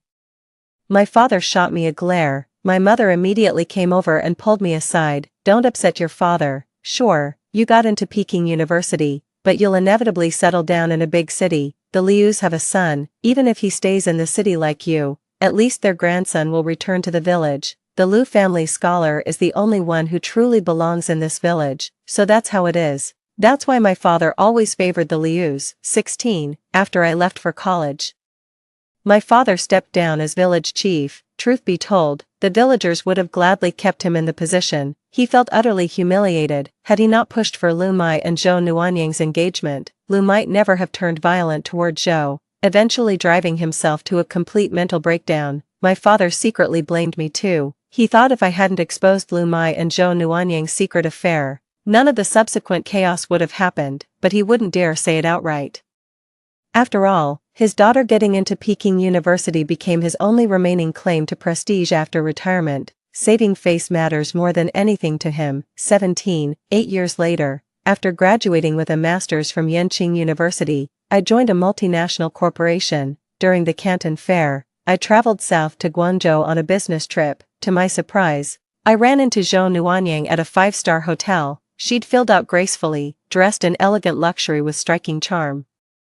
Holding a child in her arms, she was asking the receptionist something. Tell me now, did Mr. Wu in room 3030 bring some floozy here? The receptionist looked uncomfortable and said it was confidential. I put on my sunglasses and slipped quietly down the hallway. I then switched to a room on a different floor of the hotel. To be honest, I didn't want anything more to do with Zhou Nuanyang. That slash of fiery red on her lips always brings back some nauseating, frenzied memory, in this lifetime. Many people's destinies have taken different turns. Li Hui settled down in his hometown, got married and had children, now a promising young manager at a transport company. His life has been smooth sailing all along, unlike his previous life where some accident left him disfigured, lame, and prone to domestic violence. The Zhou Nuanyang we saw today seems to have married well, though their marriage isn't perfect. At least the wealthy businessman she married provides her with a comfortable material life, compared to ending up as an impoverished village woman trapped in domestic violence who ultimately commits suicide by drinking pesticide. This is already much better. I'll be staying in Guangzhou on business for a while longer. I lost count of how many days had passed. There I was again in the hotel lobby, running into Zhou Nuanyang by chance. This time, she wore no makeup and wasn't holding the baby. Oversized sunglasses hid the swollen bruises on her face. She was on an emotional phone call with her husband. Why don't you and that homewrecker just drop dead outside? How dare you lay hands on me over a few words? Watch out, hope you crash that car of yours. The venomous outburst drew sideways glances from bystanders. Ironically, the husband she cursed, Manager Wu, happened to be a mid-level executive at one of our company's supplier partners. During the Canton Fair, as the contractor, he treated our business trip team to dinner. The follow-up collaboration fell through because Mr. Wu was actually in a car accident and tragically became paralyzed from the waist down. Zhou Nuanyang and I never crossed paths again. I'd begun to vaguely discern the underlying patterns behind why certain things are destined to happen. No matter how the world changes, human nature remains fundamentally the same. 18. On the day I left Guangzhou, devastating news from home reached me. My father had a stroke. The doctors said he might not last the week. I hastily changed my flight and rushed straight to the hospital, covered in travel dust. The hospital room held not just my family, but also the guilt-ridden Liu family members. My father's stroke was caused by his bleeding heart. He'd visited Lu Mai at the mental hospital and got scared into it, right until his last breath on that hospital bed.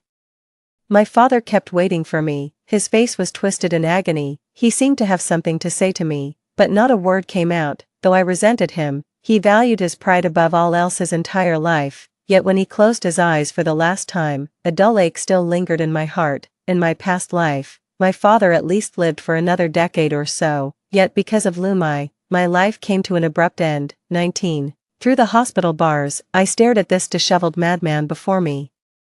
I asked in a low voice, Lu Mai, why did even you get reborn, rebirth? Lu Mai pondered my words with a thoughtful expression before letting out a weary chuckle. I thought it was just a parallel timeline where life took a different course, never imagined it'd be an actual rebirth. Darling, he still dares to call me by that name from our past life. This is nothing but pure provocation, so I mercilessly tore off his mask. Playing the madman for 8 straight years, now that's what I call dedication. For all 20 years of our marriage, you've been acting the part of the perfect husband and father, but thanks to your acting skills, I finally figured it out. In your past life, you were just trying to play the fool to dodge a murder conviction. What I don't get is, if you loved the perfect persona you crafted so much, why kill me? Lumai flashed a taunting smile. Because I loved Zhou Nuanyang, she's dead. And I regret it. I believe you tore us apart, so I killed you before taking my own life, just to atone to Nuanyang. Ha, is that reason not good enough for you? After being reborn, I see Lumai and Zhou Nuanyang's relationship with crystal clarity, just some shallow, fragile puppy love, hardly any real depth or substance to it. I scoffed coldly. We've both lived 2 lifetimes now. Who are you trying to fool with this act? Lumai's smile vanished. He began unleashing 2 lifetimes worth of pent-up resentment toward me without holding back. I embezzled company funds, just a small amount, a few $1,000,000, that's all. I told you I wanted to sell our 2 properties, but you wouldn't agree. In our 20 years of marriage, I've earned most of the money in this household. You're just holed up in your lab all day doing research. What do you know about the humiliation of bowing and scraping to clients out there? We both graduated from Yanda, yet you get to enjoy the cushy stability of a government job while I'm out here weathering the storms and swallowing my pride. Why shouldn't I use this money? I couldn't help but sneer. When we got married, we agreed on our career paths. One would stay in the system, the other would work in the private sector. This way we'd have both stable household income and flexibility to adapt to economic shifts. For 20 years of marriage, with my less demanding job, I shouldered the burden of managing our household and maintaining our daily life, freeing Lumai to focus entirely on building his career without domestic worries. Yet in the end, he blamed me for all the grievances, setbacks, and frustrations he encountered in his professional life, as if his own career dissatisfaction were somehow my fault. I asked, you killed me, just because I stopped you from selling our home. Lumai couldn't even meet my gaze, resorting to loud, indignant shouting to mask his guilt. I'm being threatened by debt collectors every day. They're trying to ruin my reputation. Now that Zhou Nuanyang is dead, I'll take you back to the countryside and make you experience what it's like to be chased by curses and public disgrace. Wife, I know you won't obey me willingly. I just want you to listen. How dare you even mention divorce to me? Lumai is nothing but a paranoid, pathological narcissist with histrionic personality disorder. Perhaps in our past life, what he truly wanted to destroy wasn't me, but the fact that I dared to defy him. I furrowed my brows, exposing further the hypocritical selfishness that defined his very nature. You claim you tried to kill me simply because I wouldn't obey you. What about Zhou Nuanyang, that first love of yours? She obeyed your every word, didn't she? What kind of ending did she get after believing your promises? Lumai was instantly rendered speechless. 21. Lumai. You're utterly shameless. Lumai chuckled darkly. What's shame compared to kissing Zhou Nuanyang's corpse? But who'd have thought, even after all that commotion, I still failed the psychiatric evaluation. His laughter gradually faded into weary bewilderment. I never expected to be reborn. The moment I opened my eyes, everyone was accusing me of murder again. The whole world has changed. Everyone looks so young. Yet why has everything turned out completely different? Fate's been too cruel, granting me youth again only to drag me into eternal damnation. What choice do I have? I'll just have to play the madman again. So from his perspective, this was how the absurd story began. Over these 8 years, he must have figured out what really happened between him and Zhou Nuanyang. I couldn't help but say, Lumai, you brought this entirely upon yourself. In your past life, you played with Zhou Nuanyang's heart, even after her death. You desecrated her grave. Now you deserve every bit of Zhou Nuanyang's revenge. You've got this coming. Lumai roared at me with his head thrown back. Zhou Nuanyang, if you hate me this much, aren't you the one who's been scheming against me? So I heard it was you who exposed my secret relationship with Nuanyang in public. I shared the conclusion I'd previously reached with Lumai. Did you really think there were only 2 reincarnators in this world, you and me? Judging by our rebirth timelines, we both died in our past lives before waking up to find ourselves young again. Have you never considered that Zhou Nuanyang's suicide was the true origin of everything? She died before any of us. Lumai was utterly shaken. He pondered deeply for a long time before finally piecing together the inexplicable details from these 8 years of rebirth. Zhou Nuanyang was reborn too. She returned earlier than all of us, I picked up where Lu Mai left off and continued speaking. Zhou Nuanyang's greatest regret in her past life was probably never marrying you. After being reborn, when I exposed your secret relationship in public, she still instinctively tried to cover for you, but as circumstances unfolded, she realized everything could truly start anew. Why wouldn't she seize this chance to rewrite her originally tragic fate?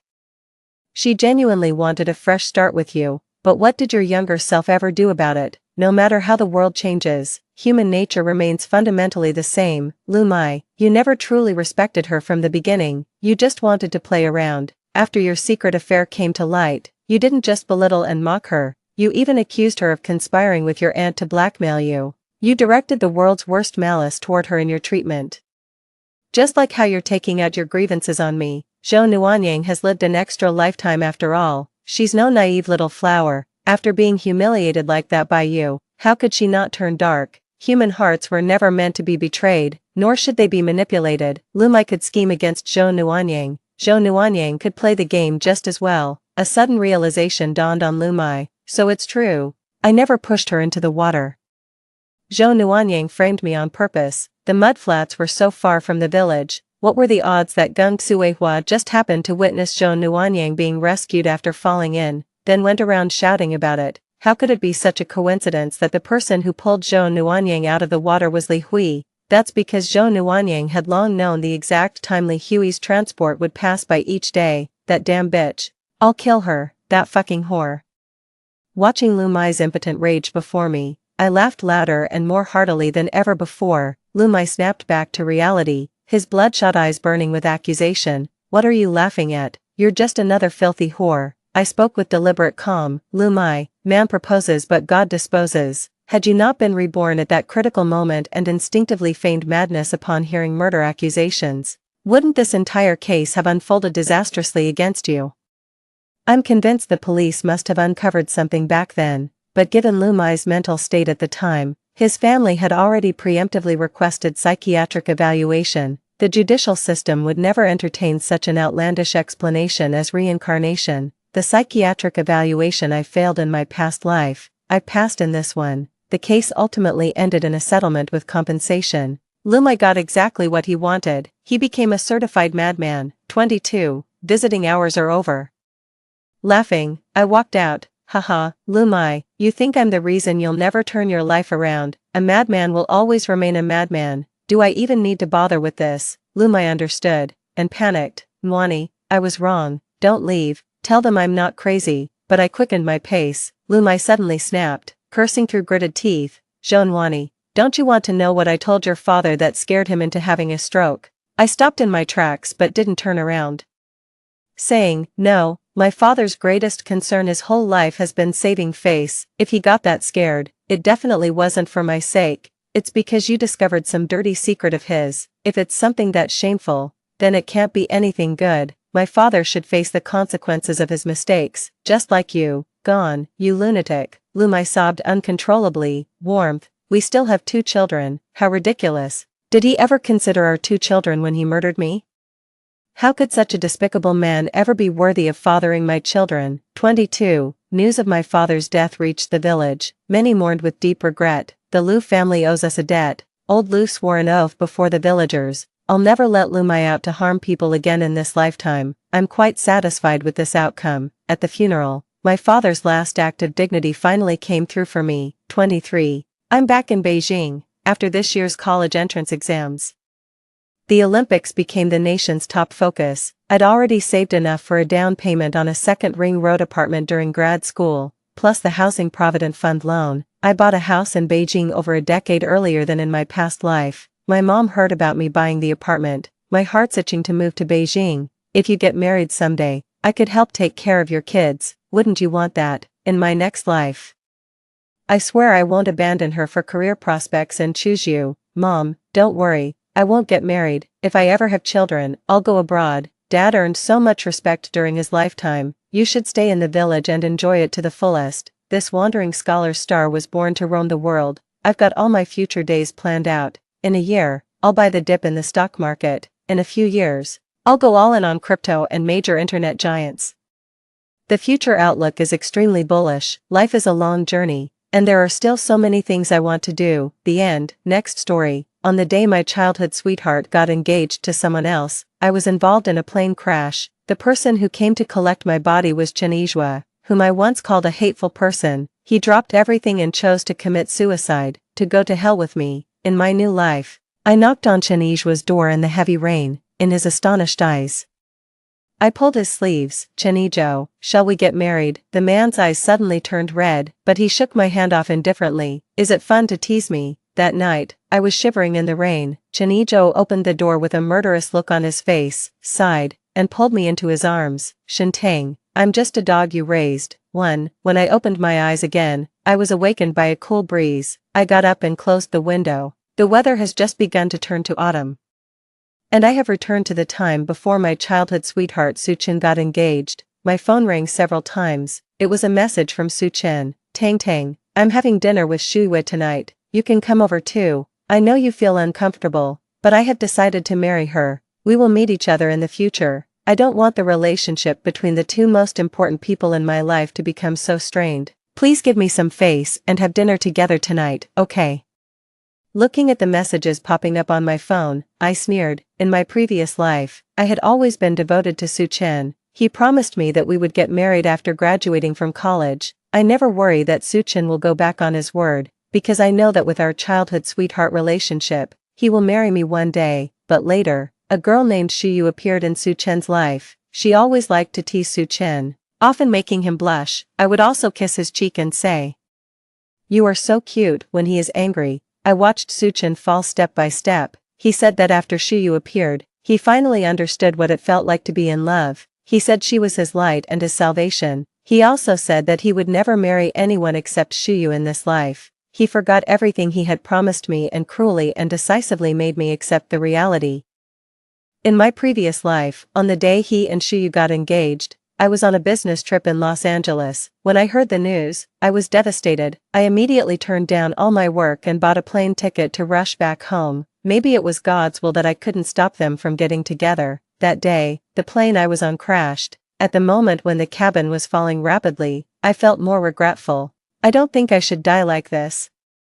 What I am even more unwilling to accept is that I lost my life in vain for a man who didn't love me. Too, after I died, my soul has been wandering around the place where the plane crashed. The media reported the incident as soon as possible, and the only person who came to collect my body was Chinishwa, the person I once hated the most. He rushed to the scene with red eyes. He let his hands dig into the ground until it was bloody, but he still refused to stop. Chinijo kept calling my name. The overwhelming grief made his eyes go dark and he passed out. Later, he committed suicide by taking pills in his villa. When they were found, the best time for rescue had already passed. The suicide note in the study only had one sentence: "Don't be afraid, Tang Tang, I'm here to accompany you." Maybe Chinishwa's obsession was too deep, and I came back to life again, feeling the fresh breath. I just felt like it's been a long time. This time, I decided to take good care of Chinishwa.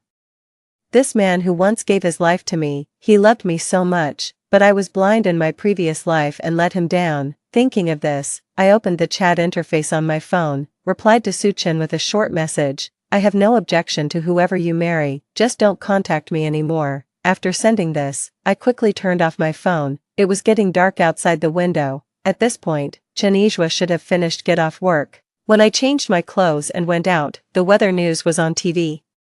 From 18:30 tonight, there will be heavy rainfall in the city. Please bring rain gear when going out. I didn't care and turned off the TV. When I got off the taxi, it started to drizzle. Relying on my memory, I searched for Chinishwa's address in the villa area. In my previous life, I only heard him mention it once. When I reached the door, I swallowed nervously. Then, he raised his hand and pressed the doorbell. Even when I heard that Suchin and Shuyu were engaged in my previous life, my heart had never beaten so fast. This is the first time I've seen Chinijo again after so many years. The doorbell rang several times before footsteps were heard from inside. After opening the door, Chinishwa and I looked at each other. He was wearing a gray home suit, and his black hair made him look a little cute. Seeing that it was me at the door, his eyes jumped. "Shintang, under his gaze, my face gradually turned red. It was raining heavily, and drops of rain were hitting the steps under my feet. I took a deep breath and grabbed Chinijo's sleeve in the astonished look in his eyes. Chinijo, shall we get married? 3. The air suddenly became quiet. Chinijo's eyes suddenly turned red. He looked at me steadily, as if trying to read something from my face. After a long while, Chinijo finally laughed at himself. Shintang, is it fun to play tricks on me? He turned to leave, but I pulled him back again.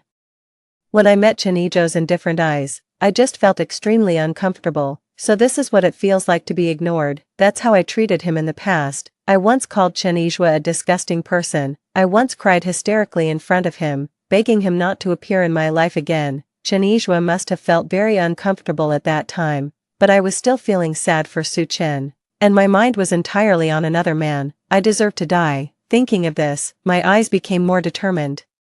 Chenijo, I know you don't believe me now, but I am sincere about getting married. I want to be with you. Chenijo's eyes deepened and he lowered his eyelids. The moment I closed the door, I heard Chenijo's cold voice. It's raining, let's go back early. Just like that, Chenizhua locked me out. The heavy rain roared and hit me in protest. I tried my best to move inside, but half of my body was still wet. In the early autumn weather, the rain brings a chilly chill. I stood there, not moving a step. After closing the door, Chenizhua forced himself to go to the study to continue working. He has been doing this for 2 days in a row. The project had reached its final stages and he had to keep an eye on it, but the woman outside the door made him upset and unable to concentrate. She suddenly came to him today and said she wanted to get married, which really scared him. In the past, such words would never come out of Shintang's mouth. At one point, Chenijo thought he was suffering from lovesickness and was hallucinating, but seeing her determined eyes, Chenijo was inevitably moved. He hardened his heart and forced himself to stop caring about her.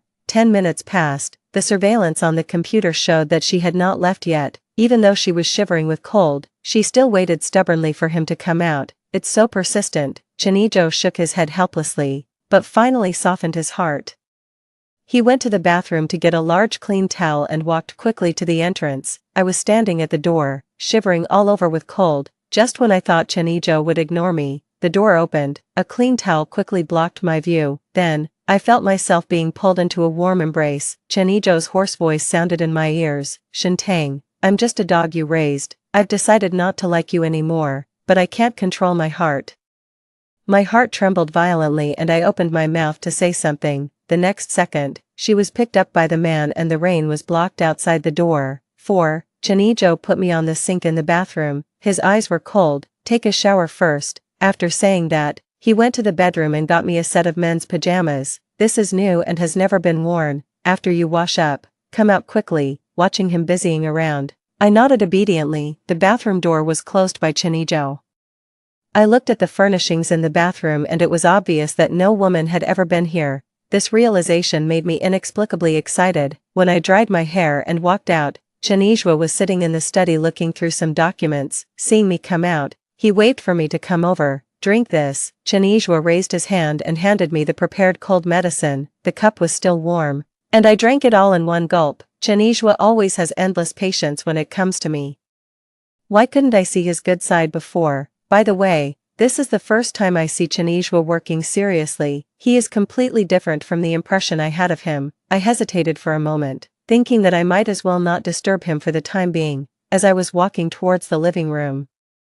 Chenijo stopped me. Are you serious about what you just said? I turned around and found Chenijo was also looking at me. His dark eyes showed no emotion. I'm serious, I answered like this. As he finished speaking, his eyelashes trembled. Feeling the hesitation emanating from Chenijo, my heart ached. The next second, I walked to Chenijo. She held his hand tightly in his blank eyes. I meant every word I said today. Chenijo, I want to marry you. Is that okay? This was the first time I proposed to a man, and I felt inexplicably nervous. Even the way he looked at Chenijo became somewhat cautious. He looked at me with his peach blossom eyes, as if he was afraid that all this was fake. Tang Tang, prove it to me. Prove that you are willing to marry me. How do you want to prove it? After he finished speaking, the man's Adam's apple rolled. Kiss me. I didn't say anything, just looked at Chenijo quietly. There was a possessiveness towards me and a hint of fear in his eyes. He was panicking, afraid that I was just acting on impulse. The next second, Without a second thought, I leaned over and kissed him on the lips. Just as expected, Chinishwa's lips are soft and kissable. As if he sensed my initiative, Chinishwa was a little bit unbelieving. I took a step forward and kissed him, and he gently took a step back. If he took a step back, I would pursue him without hesitation. After feeling my determination, Chinishwa sighed and took the initiative. He pulled me onto his lap and showered me with kisses. Late at night, emotions stir. Chinishwa carried me to the bedroom. His hoarse voice was particularly sexy in the middle of the night. Tang tang. It's not too late for you to regret now. I didn't say anything, but just gently unbuttoned his clothes. Use practical actions to show Chinishwa that I have no regrets. There was a strong possessiveness in his eyes. Tang tang. I will definitely die on you. I buried myself in his arms shyly. After all the trouble, I finally fell asleep from exhaustion. 5. When I woke up the next morning, Chinishwa was gone. I walked into the living room and saw a prepared breakfast on the dining table. There was a pink sticky note stuck to it. Tang tang. Get up and remember to eat breakfast. I have an important meeting this morning. I will come back to pick you up after I finish my work. We will go to get the certificate. When I saw the words, get the certificate, I couldn't help blushing. Chinishwa is really efficient. Get married when you say you will. Without any delay, I sat down in a good mood and ate the fried eggs Chinishwa made for me. When I thought of him, the corners of my lips curled up slightly. While it was still early, I hailed a car and went straight home. I bought this house a few years ago. Although it's not big, it can be considered a home in this city. When I went downstairs with my ID, Chinishwa was waiting for me in the car. I'll call a moving company later to move all your stuff to my place. He buckled my seatbelt expertly, his tone leaving no room for doubt. Seeing that I nodded without objection, Chinishwa chuckled. He suddenly came closer and looked at me with his peach blossom eyes. Are you ready to be Mrs. Chen? My heart skipped a beat. Why didn't I realize before that Chinishwa really likes to play tricks on people? I pursed my lips and kissed Chinishwa on the lips without hesitation. The man's smile suddenly froze, and a suspicious blush appeared on his fair face. Chinishwa coughed twice and returned to his seat. Sitting in the passenger seat, my smile gradually grew. A pure-hearted man like Chinishwa is so easy to control. After completing a series of procedures, Chinishwa seemed to have settled down. He held my hand and called me wife over and over again. I responded to him over and over again. Chinishwa's eyes turned from joy to redness. At the moment of tears, he kissed my lips passionately. From now on, you are mine. Tang tang. Do you know how happy I am? Do you know how happy I am? I know. During so many dark days, he was always watching me silently from behind. Watch me cry, watch me laugh, watch me chase another man. Now, it's my turn to love him well. 6. Late at night, after I came out of the shower, I turned on my cell phone. There were dozens of missed calls, all from Su Chen. The latest piece of information just now. Tang tang, are you hiding from me? Tell me where you are now. I rubbed my brows with a headache and planned to tell him about the marriage. I heard footsteps behind me, and Chinishwa picked me up sideways. I screamed and my phone accidentally fell on the bed. The man chuckled and didn't care. Wife, it's late, time to go to bed. The next second, his lips covered mine. Chinishwa seems particularly anxious tonight. The words I spoke were swallowed up in the kiss. As they were making love, the clear sound of a cell phone ring filled the entire bedroom. Chinishwa pretended not to hear and kissed her even more deeply. I was a little anxious and wanted to answer the phone. However, Chinishwa grabbed my chin domineeringly and forced me to accept him. Tang tang, pay attention. Okay. But the bell rang and stopped and rang again. There is a tendency to keep calling if you don't answer. After a long moment, Chinishwa cursed inwardly. With an unsatisfied look on his face, he took my cell phone from the end of the bed. When Chinishwa saw the two big words Su Chen, his face darkened. The tone was also much colder than before. Looking for you. I looked at Chinishwa and pressed the answer button. The voice on the other end of the phone was more urgent than I expected. Tang tang, I know you are angry with me. Please stop being angry, okay? I haven't been able to contact you these past 2 days. I'm very worried. Are you home? Can I come find you now? I pursed my lips. No need, I'm not home now. Su Chen immediately responded, it's so late. Where else could you be if you're not home? I'm here with Chinishwa. The air suddenly became quiet. Su Chen's disbelieving voice came from the receiver. How could you? 7. Before I could say anything, I felt the air around me get several degrees colder. Chinishwa raised his eyes slightly and said lightly, Tang tang. Didn't you tell him that we are married? Looking at Chinijo's slightly disappointed eyes, my heart tightened. Subconsciously, I wanted to explain to Chinijo. No, I just wanted to tell him, even though I couldn't get a response. Suchin kept calling me on the other end of the phone. Chinijo's eyes darkened and he kissed my slightly open lips without hesitation. Tang Tang, let me tell you, what method should I use to defeat my love rival? Suchin was originally very anxious. He had imagined 10,000 reasons that he could not accept. Why is Shintang at Chinijo's place so late at night? But when he heard a slight gasp from the other end of the phone, Suchin felt like he was struck by lightning. At that moment, Suchin felt as if his world was collapsing. He once thought that as long as he looked back, Shintang would always be waiting for him there. But now, she is in the arms of another man. She doesn't like him anymore. This realization made Suchin tremble all over, and his blood froze. The next second, he heard Chinijo's voice on the other end of the phone. Next time, remember not to disturb our married life at night. Suchin, don't you have a wife? After saying this, Chinijo decisively hung up the phone. But Suchin was still in shock for a long time. Shintang and Chinijo got married? No way, this is impossible. Tang Tang clearly hated Chinijo so much before. She clearly felt disgusted if she looked at Chinijo for any longer than necessary. Why marry him now? The more Suchin thought about it, the more upset he became, so he simply swept everything on the table to the ground. Inside the villa's bedroom, after a lot of trouble, Chinijo held me in his arms and said nothing. I felt a little flustered, but I still propped myself up and looked at him. There was an emotion in Chinijo's eyes that I couldn't understand. I leaned over and slowly smoothed his frown. Chinijo, are you unhappy? The man's eyes moved slightly, and his hands around my waist tightened. Tang Tang, you still like Suchin, right? 8. Chinijo's words made my eyes suddenly red. No, I really don't like him anymore. I was just about to tell him, but you interrupted me. Chinijo. The person in my heart now is you. Chinijo looked at me. After a long time, he finally smiled. Okay, I understand. The more he did this, the more flustered I felt. I would rather Chinijo scold me or vent his emotions to me. Unfortunately, he didn't. I went forward and hugged his neck. Honey, do you believe me? Despite the sweet words, Chinijo still couldn't stand this kind of attack. He hugged me lovingly. I trust you, Tang Tang. I just care about you too much.